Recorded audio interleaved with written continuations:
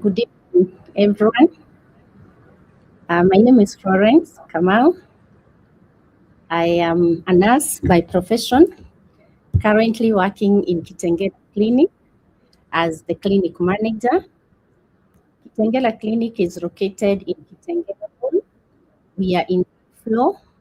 That's where we are serving the children. So this evening, we are going to spend the next 30 or so minutes discussing about childhood immunization. So,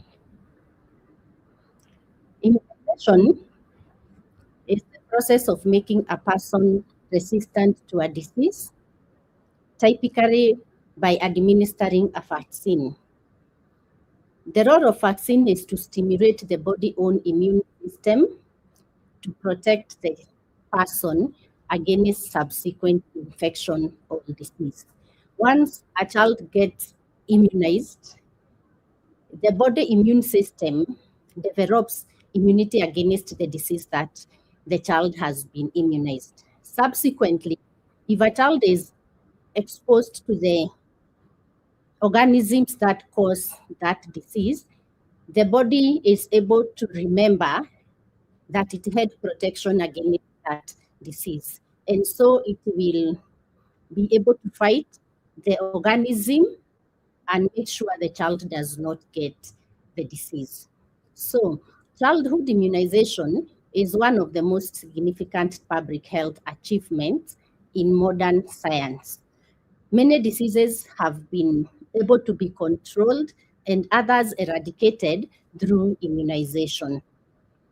So, immunization saves approximately 4 million lives annually all over the world. So, why immunize our children? Immunization drastically reduces or eliminates many preventable diseases.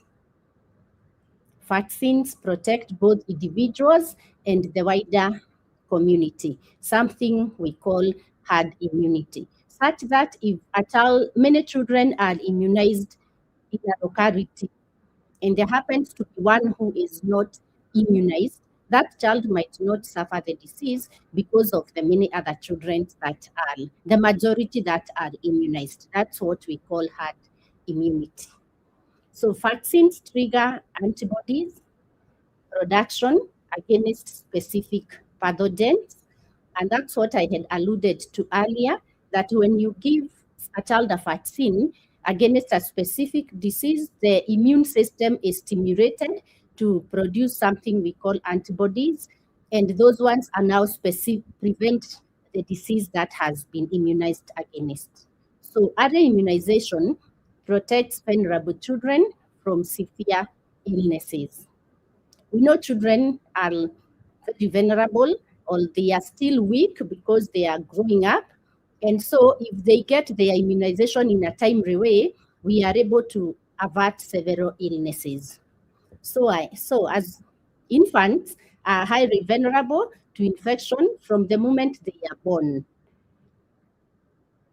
Antibodies passed from their mother during pregnancy and through breastfeeding give them a layer of protection against harmful diseases.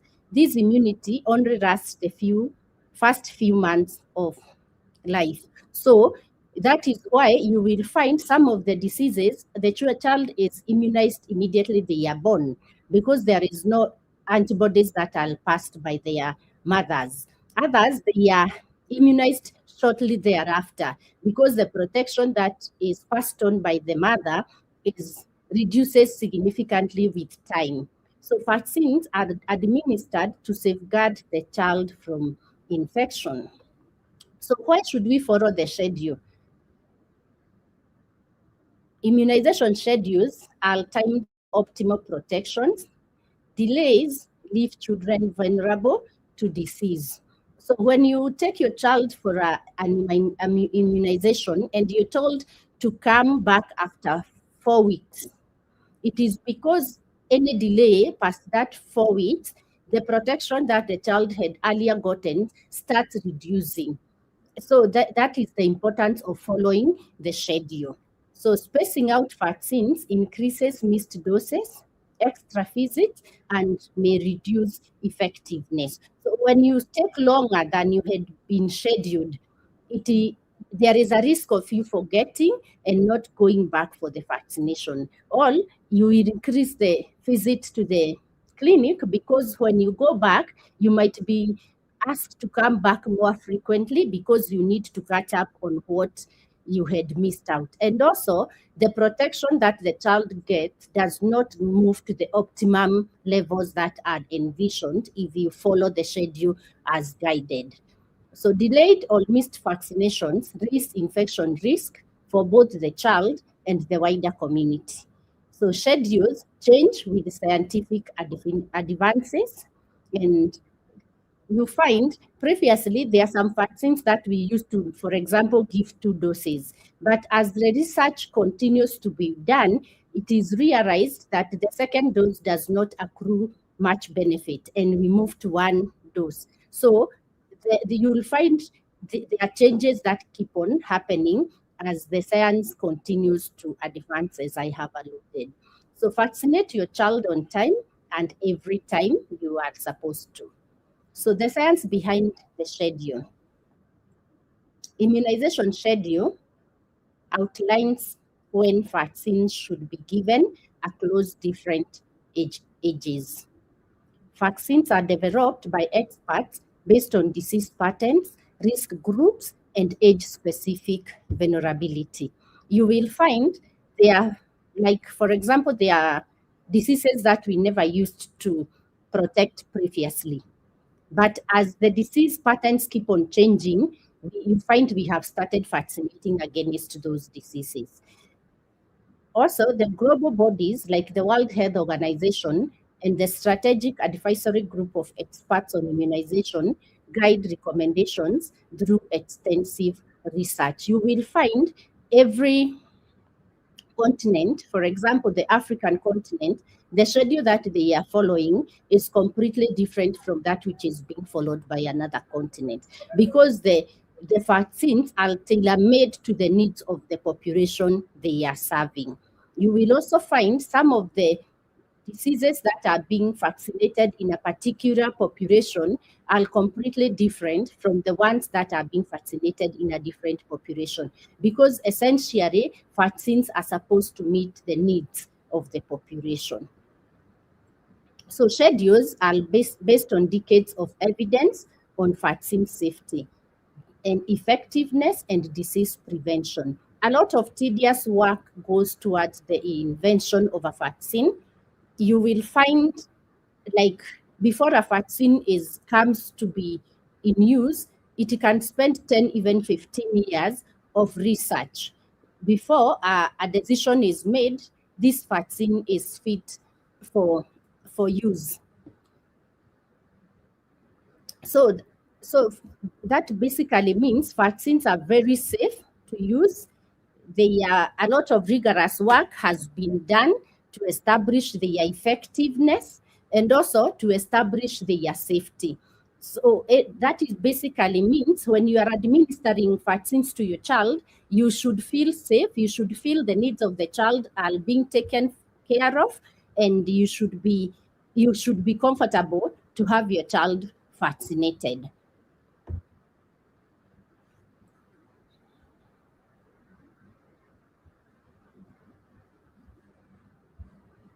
So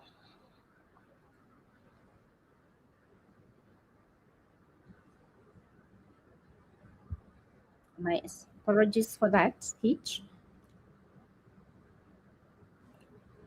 So each vaccine is timed to provide optimal protection when risk is highest and immunity is most effective. That is why you find there are vaccines that are being administered at 6 weeks, at 10 weeks, at 14 weeks. Others are being administered at 9 months, at 1 year, 18 months, because each vaccine entry point is determined, is positioned when it will accrue the maximum benefit to the child. So why should we vaccinate?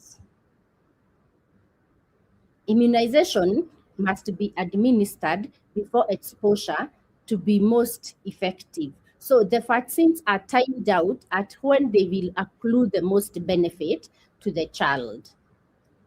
Most vaccines are scheduled between 1 and 24 months of life. That is the age that the child is most vulnerable, the age that the vaccines will give the child optimal protection and the child will get the most benefit. So you will find most of the vaccines are concentrated between the first year and the second year of life. So timely vaccination is key to keeping the child safe. So we're going to dive into the vaccination schedule just to appreciate which vaccines are supposed to be administered at what age. So we have BCG, which prevents against tuberculosis, and it is administered immediately after birth. Before that child leaves the hospital, they should get a BCG. They should also get a hepatitis B to protect them against hepatitis. They should also get an oral polio within the first 2 weeks of birth. So those three vaccines are essentially supposed to be administered before the child leaves the hospital. Then after that, at 6 weeks, the child is supposed to get the first dose of polio, the first dose of rotavirus, the first dose of DPT, Haemophilus influenza, and hepatitis B, and the first dose of pneumonia. So those are the vaccines that the child is supposed to get at 6 weeks. The same is repeated at 10 weeks. That is 4 weeks after the first dose. And that dose is repeated 4 weeks from the second dose. That is at 14 weeks. That repeat is those vaccines I've mentioned, the polio, the rotavirus, the pneumonia, the DPTs are all repeated at 6, 10, and 14 weeks. Then at 14 weeks, if the child got oral polio, they didn't get the injectable polio, they get a dose of injectable polio at 14 weeks. So the child essentially by the time they are getting to the age of 14 weeks, they will have gotten diphtheria, tetanus, pertussis, hepatitis B, Haemophilus influenza type B,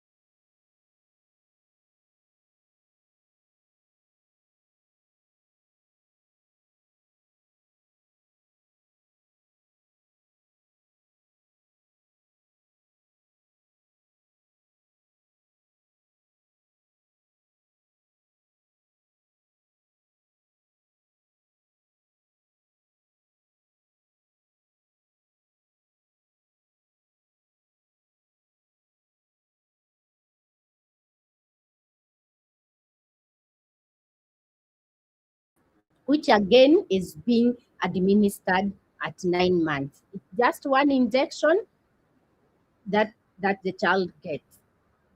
Then again, at 9 months, the child is supposed to get yellow fever vaccine. Yellow fever is also very rampant in some parts of our country, like Elgeyo Marakwet, Keyo, those sites. So if you hail from those regions, it is within the expanded national immunization program. It is administered routinely. But also with the current interborder movements, we advocate for children to be vaccinated. Then we also have measles, mumps, and rubella, which is usually administered between the age of 12 and it's also given as a booster at the age of 5 years while the children are just starting school. Then we have chickenpox, which is administered at the age of 12 months. We have cholera, again, which is administered at the age of 12 months. And a booster is administered 2 weeks thereafter. Again, the child gets another booster at 5 years as they are transitioning to start school. Hepatitis A, which protects against hepatitis A, administered at 12 months, and a booster at 18 months. That's 6 months apart. And once you get that, you're protected for life. Then another vaccine that I had talked about earlier, typhoid, we have a typhoid vaccine, which is administered for the older ones who might have missed the one that the government has just rolled out. They can still benefit from the typhoid vaccine, which can still benefit from the typhoid vaccine that is administered at 2 years and then a booster after every 3 years. For the children who hails from Kisumu, Kakamega, Bungoma, and the Nyanza belt, we have malaria, which we administer against the malaria disease. It is given 4 doses. The first dose is administered at 6 months. The second dose is administered at 7 months. Dose is administered at 24 months. So human papillomavirus vaccine, or the commonly known as HPV, we administer it to girls between the age of 10 years to 14 years, a single dose. Previously, we used to give 2 doses, but as I had earlier indicated, with the scientific advancement, research has shown 1 dose is sufficient when administered between the age of 10 years to 14 years. That is for the girls. We also have HPV. It is not in the EPI or the National Expanded Immunization Program, but it is also available in the private sector, which we administer to our boys. And the reason why HPV is important to our boy child, it's because it tends to cause throat cancer, it tends to cause penile cancer, it tends also to cause anal cancer and genital warts. So it is equally important as it is for the girl child to be vaccinated, to also consider vaccinating the HPV against the boy child. Still within the same age of 10 to 14 years. It is available in the private schedule. Again, HPV can also be administered to our mothers up to the age of 45 years. But then the schedule changes after that age bracket I had talked about earlier. So they get 3 doses, 0 dose, then another second dose after 1 month, and a third dose after 6 months. Again, it is available within the private sector and it can be extended. And for our mothers, you also need to couple it up with a pap smear. Again, another vaccination, not an injection though, we have vitamin A, which prevents against preventable blindness. Vitamin A is administered from the age of 6 months, and thereafter, every other 6 months, at 1 year, 1.5 years, 2 years, 2.5 years, up to the age of 5 years. So that for the parents with children below the age of 5 years, kindly every 6 months, let's get them to our clinics and get them vaccinated against vitamin A. So that's the vaccination schedule. I want to take a short time, sorry, I talk about meningitis vaccine. Meningitis vaccine, Kenya falls under the meningitis belt, which extends from Senegal to Ethiopia. We also have our neighboring countries, Sudan, Uganda, who are also prone to meningitis by virtue of within the belt. And it is administered between the age of 10 months and a booster at the age of 13 months. For the older ones who might have missed at the age of 10 months, there is also a vaccine available, which is administered or thereafter 1 year. You just get one shot and the child is protected.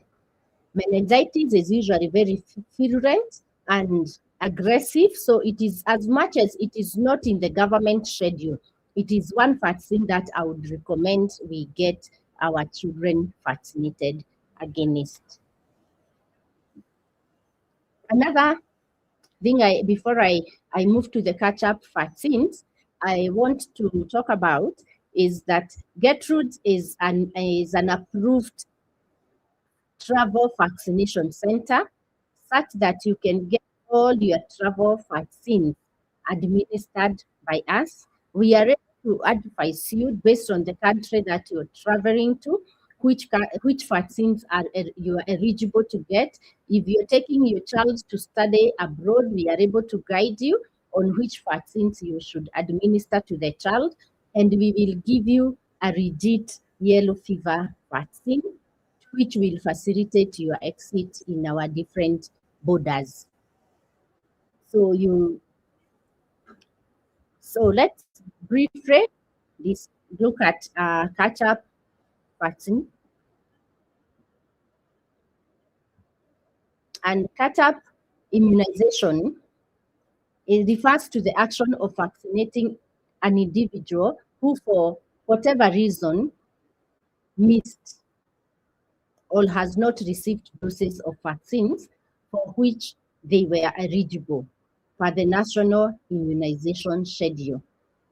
You will find a child has never been vaccinated for one reason or the other, or they got vaccinated against some vaccines and they never followed up to complete the schedule. So that is what when they come and we interact with them, we now agree on a way we're going to move forward to make sure that all those vaccines that they may have missed, they get back on track and get vaccinated. So that is something we look at your immunization booklet and find out where the gaps are, and we develop a roadmap on how we will immunize your child and make sure that they get all the vaccines that they might have missed. So what are the modern day challenges to vaccine uptake? The challenges that we are currently battling is misinformation, disinformation, and infodemics. You find there is a lot of unauthenticated information that is doing rounds in our socials. You will find someone who is not an authority in vaccine has deposited something in our socials and it becomes the gospel truth. and that is what is making people not to have very good uptake of vaccines, because you depending on information that is not authentic. You're depending on information that is coming not from our experts. So for any to avert that, always when you have a challenge or you have some doubt or you feel you need additional information about a particular vaccine, visit a healthcare facility where you will find the experts, and they should be able to guide you and direct you on what to do or which vaccines you should take. Vaccines, as I had earlier alluded, they are safe. A lot of investigation, a lot of research has gone into the production, into their development, and they have been determined that they are safe, they are effective, and they will include the protection against whichever disease that they are being immunized against. So those are some of the challenges. You'll find someone who is an influencer, is an authority in by their own right in our society. They've come and they have said something against the vaccines. Yet they are not an expert on it. But because of the position they hold in the society, it becomes a gospel truth. So it is important to always validate the information. You can also by yourself go to and read. The World Health Organization is always giving updates, is always giving position papers. We have the National Immunization Policy. It is available on our on our different platforms, the Ministry of Health. You can go and interact with those documents, and you get the true information that is dependable. So I end there, and I welcome any questions. Thanks for listening.